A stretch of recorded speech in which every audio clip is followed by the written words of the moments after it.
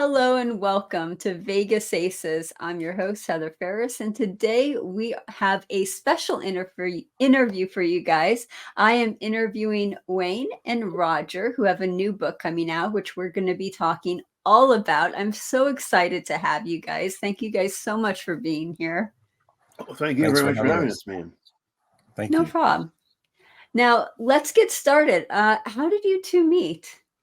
Well, we're in a bar in Cuba back in the 50s. We met on Twitter.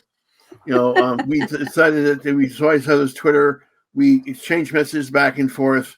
I thought it'd be a great idea to work with Roger in some books because Roger, I feel, is probably the most informed, intelligent man when it comes to Vegas in history of the skim I've ever met. We just met on one of those really fortunate examples of people meeting in social media.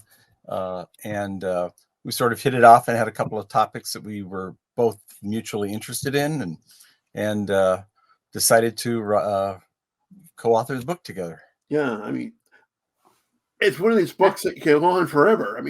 The story of the Vegas Skim and the different characters within and how they interconnect with each other and other things in the world is absolutely, to me, fascinating. Besides it being absolutely fascinating, what was your motivation for writing the book about the skim? What did you want to portray to people? I wanted to show people it's way more than simply a movie. The Casino is a good movie, right? Don't get me wrong. The book's a good book. I enjoy the movie. I enjoy the book, right? But there's far more to the skim than that small little part of Vegas history. Yeah, I think the movie Casino does capture a small window of that piece of history, mostly in the 70s. But the skim goes back decades before that. And as I say in the book, is probably one of the greatest criminal exploits of an untold amount of money that's never really accurately been calculated. Yeah, that's a good point. And for our viewers, can you guys tell me real quick your background with Las Vegas? Sure, Wayne, you go first. Sure, I'm a fan. I wrote my first book. I wrote was about Frank. I won't even try to pronounce his last name.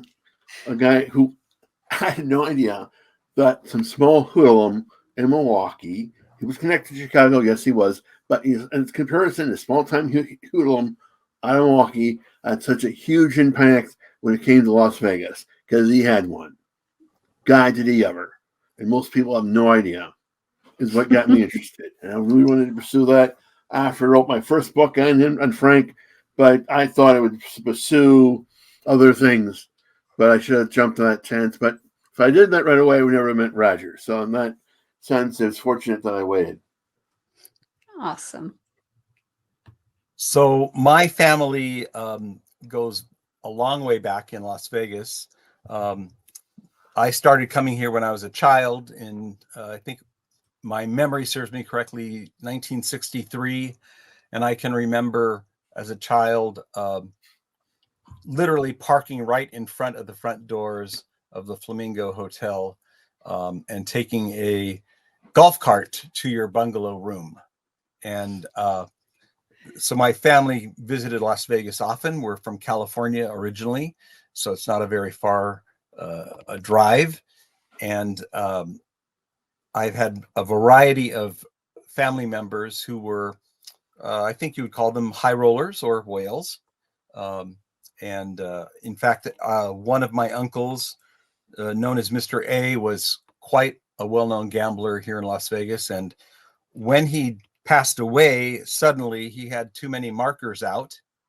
And so his widow, my aunt, was forced to leave the country and fled for many years before she could safely return back to the United States. My another uncle was the opening act for Joey Bishop, who was one of the members of the Rat Pack. And so I've been coming to Las Vegas for many, many years. I live here now in a suburb in Henderson. And prior to that, I had a weekend home on the west side of the Strip. So been here for a long time. Awesome. And Henderson is so gorgeous. I love Henderson. Yes. Yeah. And then, so when you were writing this book, what information did you find out about the skim that was very interesting, that really like sparked your curiosity? Well, there's, of course, the screenplay for Casino by Nick Pileggi and so forth. A lot of great things there. But as I said before, just touched on a little bit of it. There's a lot of great stories in Las Vegas, many of them published by Huntington Press about the skim. Often just one little chapter, one or two paragraphs in a book alluded to it, but then you sort of put all the pieces together and you realize that there's a very large, expansive thought about how the skim could be constructed and why it was so important for the mob. In fact, we have a lot of movies about prohibition, and what people don't realize is that actually when the Volstead Act was repealed, the skim replaced prohibition as the largest income maker in terms of cash for the mob until they went into other areas, such as narcotics and so forth. Okay, cool. And what about you, Wayne? Did you find anything like really interesting that... I found so many things interesting. How far back the skim went, who was all involved, include former lieutenant governors. The fact that Milwaukee, say I lived near, not only helped create the skim with Frank, but also one of Frank's ex-pimps who went to Vegas, became a newspaper reporter, right? Went head toe-to-toe with Tony Soprano, right? Hmm. Tony Soprano supposedly blew up his, put acid in his car, right? And then, of course, in my opinion, I'm trying to shut him up, didn't work. But in my opinion, that my guy Frank also blew up Rosenthal's car when the skim fell apart. But we'll never know if he did that or not. But it makes a lot of sense. They didn't call him the Mind Bomber because he sent the Avon lady. Right. And do you guys think the skim is 100% gone? I'll say no. I first of all, there's a pretty big myth about, and I'll just mention two names here, Del Webb and Howard Hughes. And when corporate America started buying casinos, as opposed to individuals getting gaming licenses themselves, there was a belief that that was cleaning up Las Vegas, so to speak, or getting rid of the mob. But in fact, in Del Webb's official biography, it says that he was absolutely not interested in the casino part of his purchases and left a lot of the management people in control. The same thing with Howard Hughes. Howard Hughes bought casinos, but was not interested in what went on actually inside them, with the exception of a couple of particular pieces of interest that he perseverated on, such as Frank Sinatra at the Sands. But otherwise, for a great deal of time, the skim continued.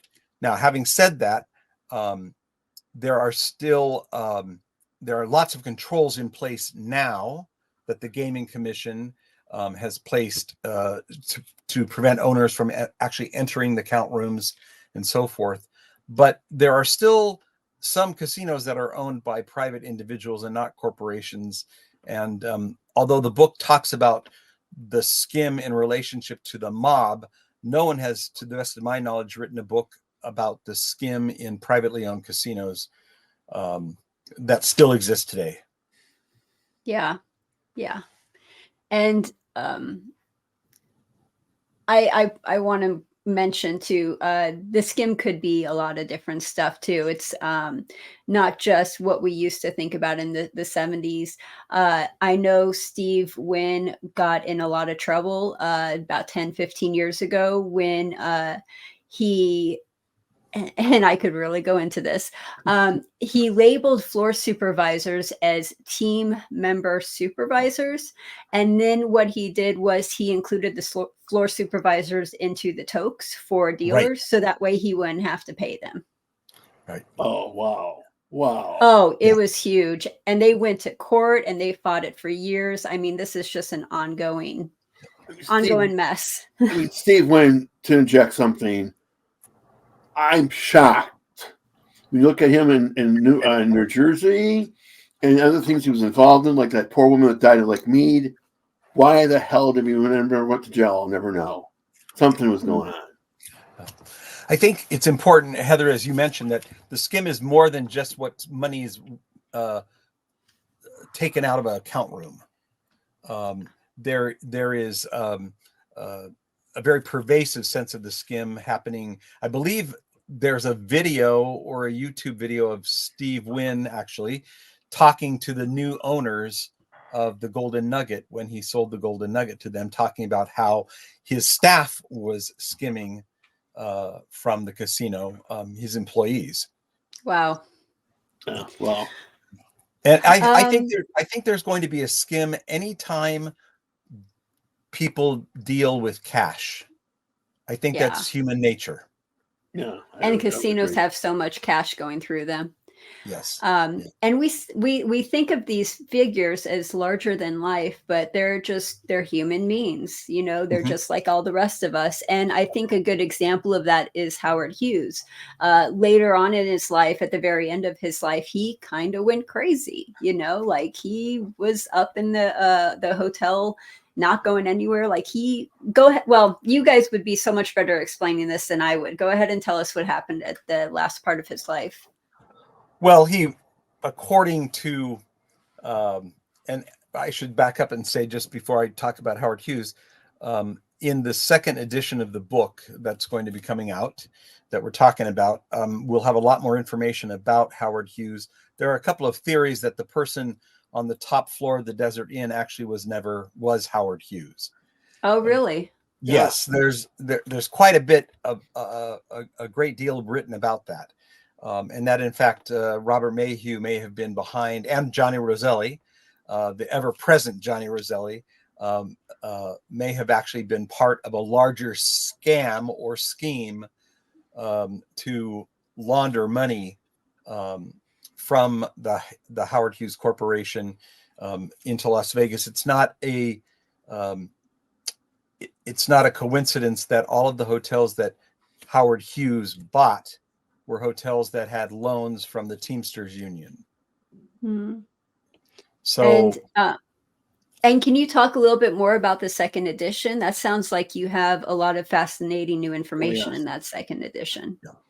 We've just gone into a great deal, more detail about quite a few of the personalities in the Skim saga, including Del Webb and including Howard Hughes in much more detail. Also, a great deal more about the myth of Bugsy Siegel and how another movie, we talked about Casino, but another movie, the 1991 movie Bugsy, seems to have created the impression that Bugsy Siegel invented Las Vegas. Yeah. And I think, in fact, there are several references to Bugsy Siegel as the man who invented Las Vegas.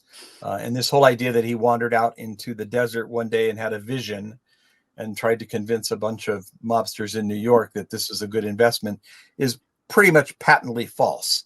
But so successful was the movie and all of the great professionals behind the camera and in front of the camera that the movies had a sort of a enormous impression on American culture to believe that somehow Bugsy Siegel created Las Vegas out of nothing. You know, Bugsy Siegel in real life was nothing as he's portrayed in film. No, he was quite much more of a vicious, unsavory character. Yeah. And for people who don't know what we're talking about, Las Vegas was a city in the desert before Bugsy Siegel ever came here. Like you know, Main Street, you know, where Fremont Street is right now, was like the town and everything. And it was right next to the railroad. And you can find out more if you go to our Mob Museum, which is located downtown. They talk all about this. Yeah, it's funny. Today I was at Spinetti's. I love Spinetti's today. Yeah, I was at Spinetti's today to pick up some gaming chips for my collection, and I thought about the plaza and number 1 Fremont Street. And we were driving through, that part of Las Vegas is a very old section of the city of Las Vegas. And I thought to myself, here 1905 was when the land auction was held at number 1 Fremont Street, which is where the plaza is now. And of course, I'm old enough to have actually ridden on a train from Union Station in Los Angeles to the Plaza Hotel on an Amtrak train when the station was still there. Of course, it's gone now, but at the time, if memory serves me correctly, there were WPA murals on the hallway leading from the train station into the Plaza Casino. And then, of course, it was called the Union Plaza and was owned by Jackie Gahn at the time, I believe. Yeah. And the train is still there. It's not like the train's not working or not there anymore. It still goes through there. I lived 10 minutes away from downtown Las Vegas, so I heard the train all the time. It just goes it's by. Still there. Yeah. It just goes by.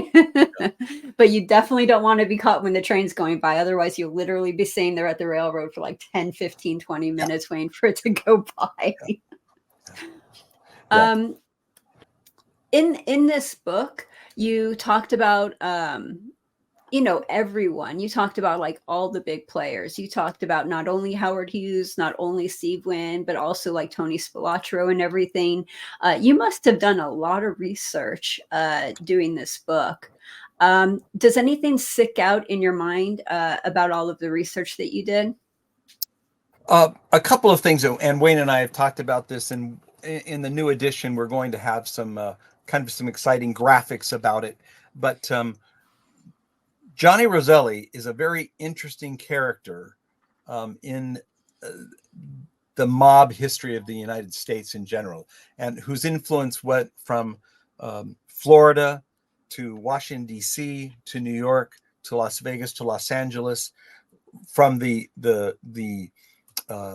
extortion of the movie studios in the 1930s to the overthrow of Castro, the attempted overthrow of Castro in the 60s, to testifying in front of the church committee in the 70s until his untimely death in a barrel in Biscayne Bay in Florida. He's somebody whose presence permeates the entire story of the Skim, and would be considered, with Tony Spilotro, one of the other enforcers of the Skim in Las Vegas. Absolutely. Along with Marshall Caifano as well. Who's a crazy person. Yeah, another crazy person who allegedly burned down El Rancho Vegas. So yes. Ooh. Yeah. I mean, born and raised in Las Vegas, live in Las Vegas all my life. There's a lot of crazy people in Las Vegas. Well, these people take the cake. I mean, psychopaths, Roselli, not so much. Tony Spilotro was. Bug the Seal, in my opinion, was definitely a psychopath. Marshall was. Yeah, that's what you went for enforcers. Yeah. And I think that's the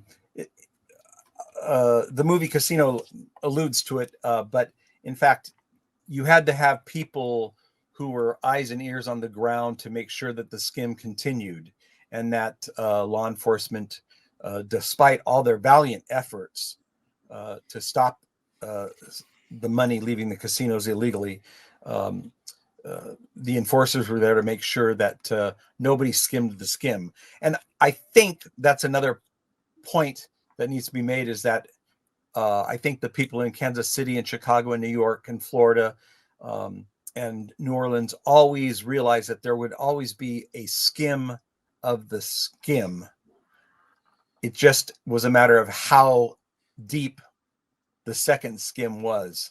And that's when you had people like Gus Greenbaum and others who dipped a little too deep into the Skim of the Skim, and that cost them their lives.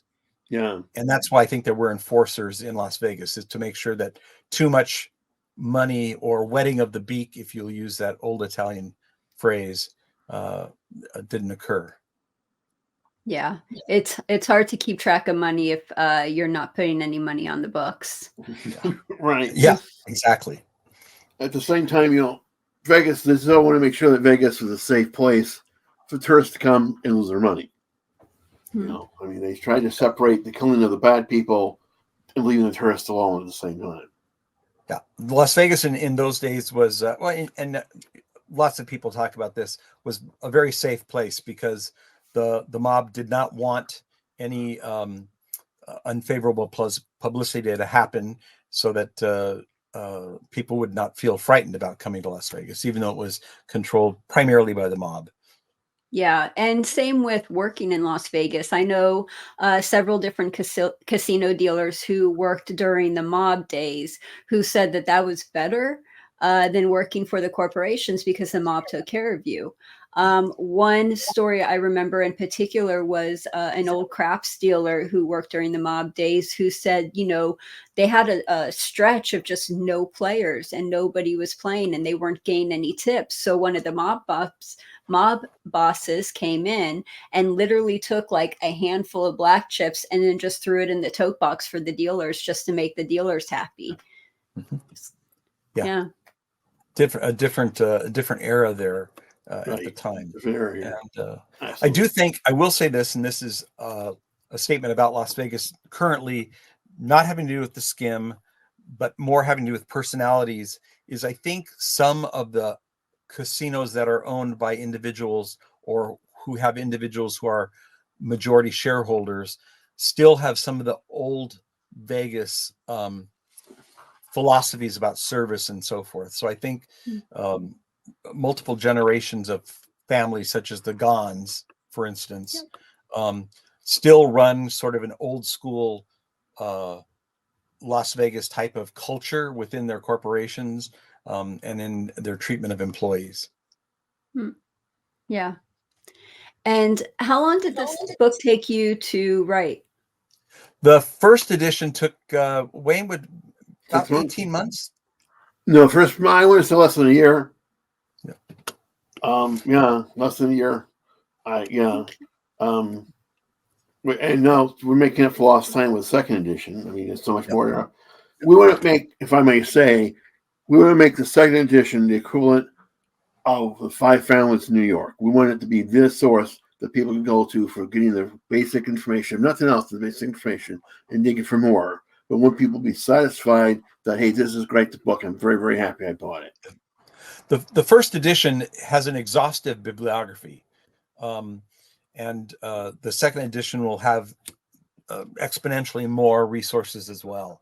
And we do want to make it the definitive story, if you will, of the Las Vegas Skim when it happened. So basically everybody who was involved in the mob days, you have something on them in the book? Yes. We have a cast of characters at the end of the book as well. And we try not to leave any stone unturned.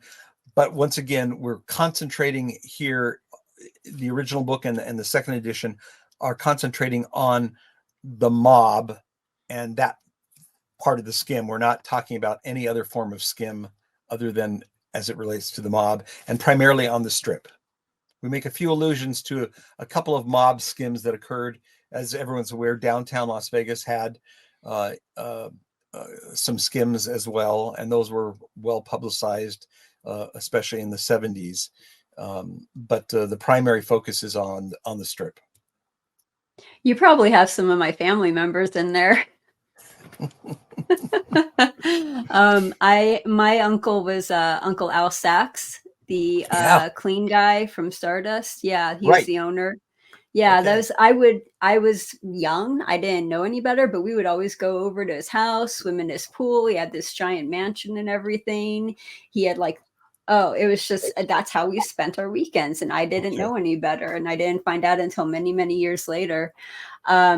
My grandfather was worked in the same casino as Lefty Rosenthal. And he was like, when he passed away, the Las Vegas Review Journal wrote like a newspaper article about him and everything. So you probably have some of my people in there. Yes, we do. Right now, we're working on a side project is a coloring book, right? An adult, a coloring book for adults. We'll have to make sure that your people are in the coloring book too. The coloring book or the cooking book? The coloring book. Coloring book. Okay. Yeah, something Cool. and aside that I got because I'm with a publisher, they can do different things, and they want to explore coloring books. And what better coloring books than some people in Vegas, right? A mobster coloring book. Absolutely. Yeah, absolutely. Um, what were your hurdles when you were writing this book? Did you have anything that you had to overcome? I think there's still a great deal of information that has not been released by the federal government yet. And part of that has to do with all the different webs that organized crime had in relationship with the federal government at the time. So I think that for instance, the federal government was quite aware of the skim for many, many years prior to taking any action on it.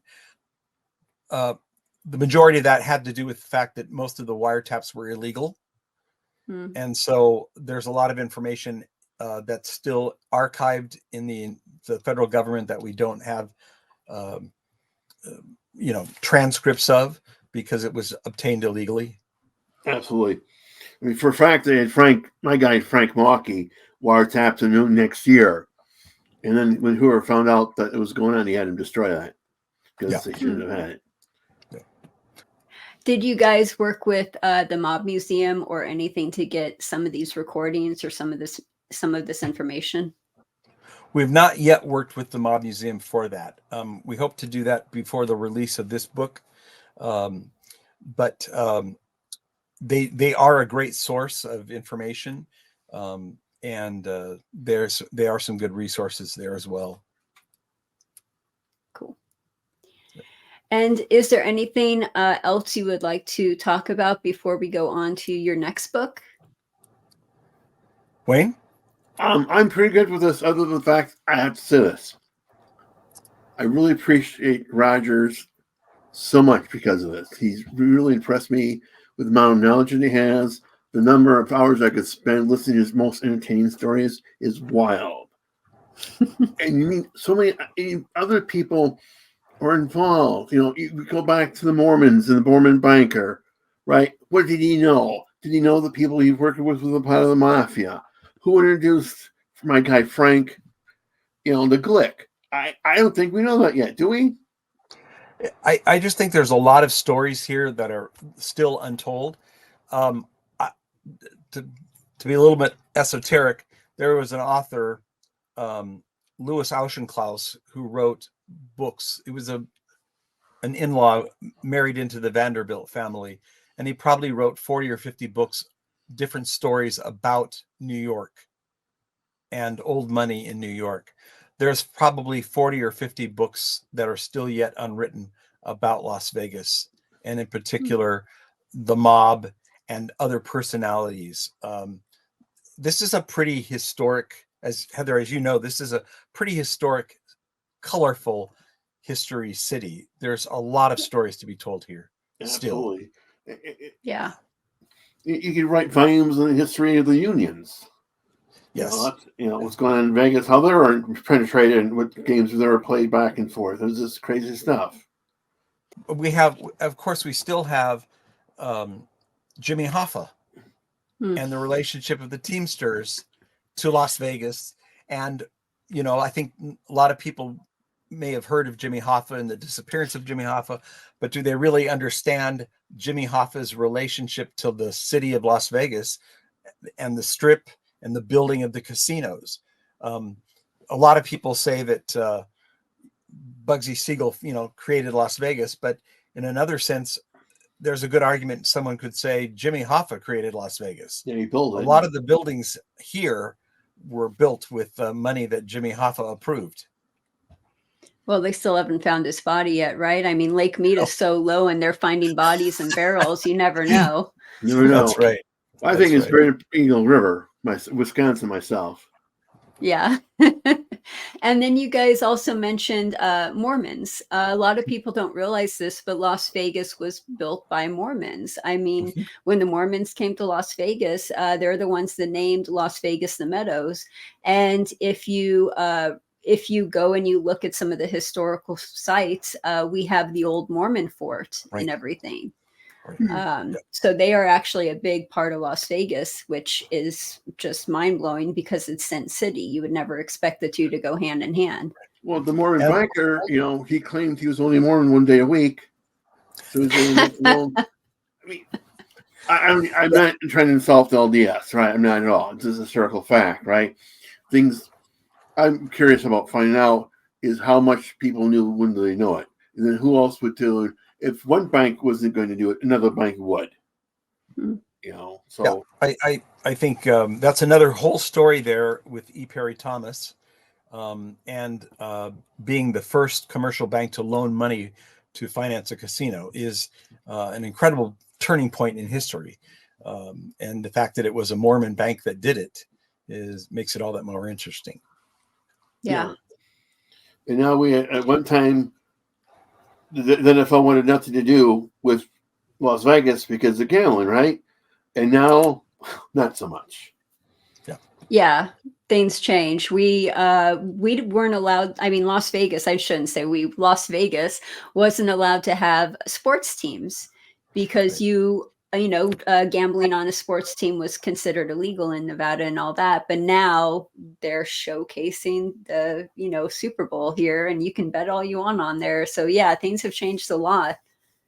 Yes, I think the Nevada Independent had a wonderful editorial a few weeks ago, in which the editor said 20 years ago, 25 years ago, Oscar Goodman said that Las Vegas would not be, a capital world center city until it had a professional sports team.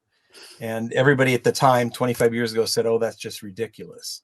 And now, especially in the wake of the Super Bowl, probably one of the most successful Super Bowls ever, and then also with Formula One and most likely the Oakland Athletics and very definitely an NBA team coming here.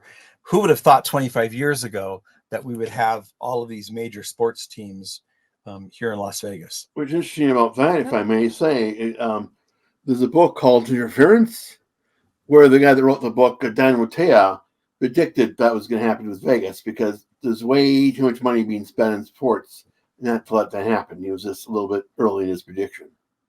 Yeah. And it's not like it happened easily. It's not like they haven't had, bumps in the road. Sure. Roadblocks, yeah.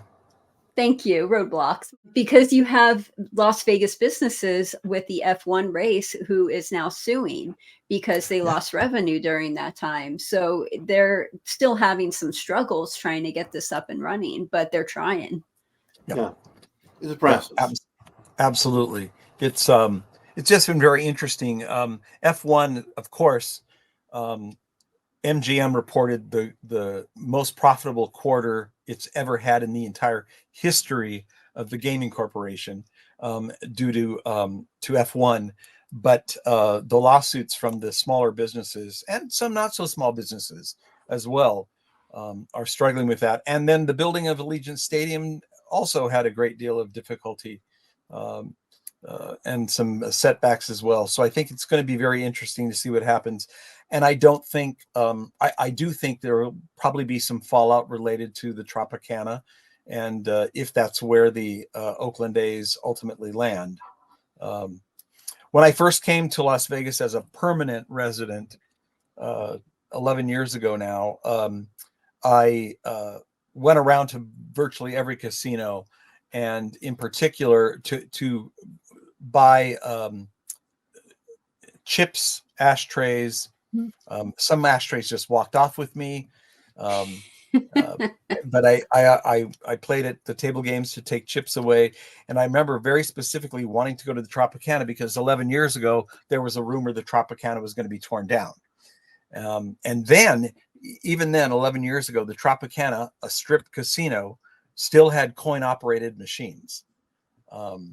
And so I think it's we're still in a place where Las Vegas is still evolving, and we've been the entertainment capital of the world, the gaming capital of the world, certainly a food capital in terms of celebrity restaurants and things like that. And now you're going to be, professional sports capital of the world as well. So lots of layers of things going on here. And I think other than the water, I think things are looking up for Las Vegas in the future. Yeah, the water's a problem. The water's a problem. Yes. And I just have to put my 2 cents in rant a little bit. They've known about it for 20 years. We've Yeah. all been talking about it for 20 years. Yep. So it's not like this is a surprise or anything, No. but our water's running out. Yeah, it's annually I take a trek up to northern Nevada and to Gardnerville, and when I fly into Reno Airport and then drive out into the mountain country, I'm always amazed, and I say, like, wow, it's really green here, and there's actual rivers flowing with water and creeks and things. And it's just so different than Southern Nevada, Yeah. Yeah. But it's the no water is definitely going to be a problem in the future, especially with as close to it being a dead pool for Hoover Dam, because that's where we get our electricity. So if it's not generating electricity, we're going to have an issue. Yeah. Yeah. Okay, let's get off of that since we are talking about Las Vegas being the food capital of the world. I heard that you guys have a cooking book. We do. We have it's a part of the Mr. Big series. So Wayne, do you want to talk about the Mr. Big series for a minute? Mr. Big series is, of course, Mr. Big wrote a series of books of Mafia and Mafia-related topics. We got the Buffalo Mafia, we got Like an Onion, the Vegas Skim, which is coming out. I got my book in Life and Times of Frank, and all these books are being redone, so you can find them in the local bookstores and the libraries. This will be big cool, because I have to tell you, I never thought in a million years that the Buffalo Mafia, now that you can buy it at any bookstore, would start flying off the shelves like it has been. I expect the same thing happening with the Vegas Skim, especially the second edition. Yep. Right? I mean, people are interested once they know about the books exist. For some reason, I'm going to buy them on Amazon, which is fine. I don't care. I just want them to buy my book. I just want to buy the books. I want them to get Roger's cookbook and cook those beautiful meals. So in case the mother-in-law comes over, all they have to do is sit down, Mr. Big. The right meal can be ready for him. We don't want to play. So I've written over the years. I've always had a passion for cooking, and I have personally 3 cookbooks on Amazon, and then Wayne and I partnered for a 4th cookbook called the title is tongue in cheek. It's called Whacked, 50 killer recipes to take to the mattresses. But the recipes inside the book are all legit. They're the 50 most popular recipes for my 3 cookbooks, which are all basically, 2 of the 3 are Italian, and in particular Calabrian, but it's all really good, in my estimation, really good cooking. And the book Whacked, the jumping off point is that scene in The Godfather where Fat Clemenza is trying to teach Michael how to make a big pot of spaghetti sauce or marinara sauce to feed all of the guys who have taken to the mattresses for the interfamily wars. And so that's where the title comes from. Oh, that sounds like a lot of fun. The cool of cools is the wine list. Oh, so yes. So a very close friend of ours wrote an introduction to the history of Italian wine. And then each of the recipes in the book is paired with not only an Italian wine, but a accessible wine here in the United States as well. And so that's the connoisseur's edition. Yeah. And it's probably one of the best chapters on the history of Italian wine I've ever read. So we're really pleased with that as well. Yeah. So there's something in it for everybody. Yeah. And where did the idea of coming up with this wine list, where did that originate from? Well, I have a close friend who is studying to be a sommelier and Okay. has taken his exams. And we actually taste wine together every Wednesday and usually pair that with Italian food. And we thought, it's really difficult to put together an Italian cookbook and not talk about wine. The two go hand in hand. And so it was just a natural pairing, I think. That's fantastic. And if people want to get this cookbook, how easy is it to make these meals that are in the cookbook? Is it because I know I buy some cookbooks, and some of these cookbooks, it's literally hours to try to make this, and then I always fail. So is this easy recipes to make that anyone can do it? Yes, I will say this. Great Italian food is simple. And that's one of the things that makes Italian cuisine somewhat different than other cuisines, is that simplicity is the hallmark of Italian cuisine, and the emphasis is always on the food itself, meaning the meat or the vegetables or the fruit itself, the quality of the ingredients. And so the ingredients themselves are really write the recipe. And so these are very easy recipes. Each recipe is 1 page long. It has a photograph of the finished dish, so what it's supposed to look like in the end. And I would say that they're very easy to follow. That's awesome. That makes me excited to give this a try. Yeah. But we definitely recommend that you don't try the wine before you do the cooking. Oh, but that's the fun part. And then what is your favorite recipe in this cookbook? If you could just name one recipe, which recipe should everyone try? Well, I think my family's marinara sauce is outstanding. It's Calabrian or Neapolitan, if you want to be. They're not the exact same thing, but it's very Southern Italian. And you can have fights where people might not speak to each other for years at a time, arguing over what makes the great marinara sauce. My family sauce is somewhat unique. We make no apologies for it. It's got a few unique ingredients in it. And most Italians will argue over how you make certain kinds of food. That's the right way. That's the wrong way. That's the way my family's always made it. But I think the marinara sauce speaks volumes. I can't wait to try that. And by the way, if you guys are watching, if you are interested in this cookbook, if you are interested in the Skim, the book, we have both of those links in the description below. So that way you could just click them and buy a copy for yourself. I know I am excited to give some of these recipes a try. What is your idea of a perfect meal? Well, for me, the perfect meal, first of all, would be with friends or family or both. It would start out with an antipasti, probably something that had garlic and olive oil and maybe a nice roasted vegetable of some kind. The second would be a pasta course, a primi, something luscious, like a carbonara, perhaps. And the third would be something spicy, like sausage and peppers.